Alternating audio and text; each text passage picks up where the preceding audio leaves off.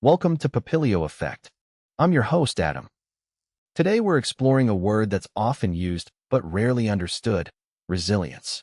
People usually define resilience as the ability to bounce back after hardship. That's true, but resilience is much more than recovering from failure. Resilience is adaptation. It is the ability to continue when the environment changes, when expectations collapse, when resources disappear, and when the future becomes uncertain. If there's one reason Homo sapiens became the dominant species on Earth, it wasn't because we were the fastest animal. We weren't. It wasn't because we were the strongest. We certainly weren't. A gorilla is stronger. A cheetah is faster. An eagle sees farther. A polar bear survives colder temperatures. So why are humans everywhere? Because we adapted. Anthropologists often describe humans as the ultimate generalists. Instead of evolving to survive in one environment, we learned to survive in almost every environment. Think about it. Human beings have lived in the frozen Arctic, where winter temperatures can drop below -40 degrees. We've survived in deserts where rain might not fall for years. We've lived in dense rainforests, on isolated islands, high in the Andes Mountains, and across the vast grasslands of Africa. No other mammal has successfully occupied so many radically different environments without becoming separate species. That is resilience on a species level. Around 70,000 years ago, our ancestors began leaving Africa. They entered climates they had never experienced before. Imagine seeing snow for the very first time. Imagine trying to survive a winter without modern clothing, heating, supermarkets, or electricity. Many groups failed, but others adapted. They invented needles to sew animal skins together. They learned to build insulated shelters. They discovered new hunting techniques. Each challenge forced innovation. Resilience wasn't simply enduring hardship. It was changing because of hardship. Anthropologists see this pattern throughout history. When food became scarce, humans didn't always disappear. They developed agriculture. When rivers flooded unpredictably, they built irrigation systems. When populations grew larger, they created laws, governments, and cities. Problems didn't just threaten humanity. They often pushed humanity forward. This is one of the great lessons of anthropology. Civilizations are rarely built during perfect conditions. They're built because people respond creatively to imperfect ones. Take the people living in the Arctic. For thousands of years, they survived one of Earth's harshest climates. Not through brute strength. Through knowledge. They understood snow, ice, animal migration, weather patterns. Every generation passed that knowledge to the next. Resilience wasn't an individual achievement. It became culture. Or think about Polynesian explorers.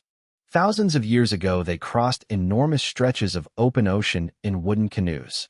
Without GPS, without satellites, without engines. They navigated using stars, ocean swells, bird behavior, cloud formations, and memory. Many journeys failed. Yet enough succeeded that people settled islands separated by thousands of kilometers of ocean. That's resilience combined with curiosity.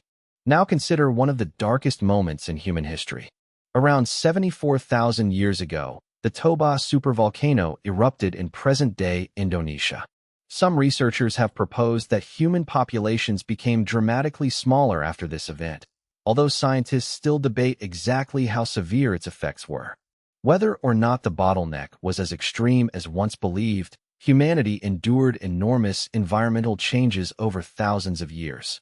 Ice ages came and went. Sea levels rose. Forests became grasslands. Grasslands became deserts. Our ancestors kept adapting, not because they knew what tomorrow would bring, because they learned how to respond when tomorrow looked different from yesterday. This pattern repeats throughout history. After wars, cities have been rebuilt. After epidemics, societies reorganized. After natural disasters, communities created stronger buildings, better warning systems, and new ways of protecting one another. Every generation inherits problems. Every generation also inherits solutions created by those who came before. Anthropology teaches us something comforting. Human beings have never lived in a perfect world. Sometimes we imagine that people in the past had certainty while we have chaos. But uncertainty has always been part of being human. Crop failures, disease, migration, conflict, climate shifts, economic collapse. Our ancestors faced uncertainty as a normal part of life. Their resilience wasn't extraordinary because hardship was rare. It was extraordinary because hardship was common. Resilience also exists within every culture. Different societies have developed different ways of helping people recover after loss. Some rely on extended families. Others emphasize community rituals. Some tell stories that remind people suffering has meaning. Others create ceremonies to help people mourn and move forward. Anthropologists often study these traditions because they reveal an important truth. Resilience isn't only psychological. It's social. The people around us matter. No one survives completely alone. Even our earliest ancestors depended on cooperation. A broken leg in the wild should have meant death. Yet archaeologists have discovered prehistoric skeletons with healed fractures and severe disabilities. These individuals survived because others cared for them. Someone shared food. Someone offered protection. Someone chose compassion over convenience. Resilience wasn't simply about individual toughness. It was about communities refusing to leave people behind. That lesson still matters today. Modern society often celebrates independence. But history tells a different story.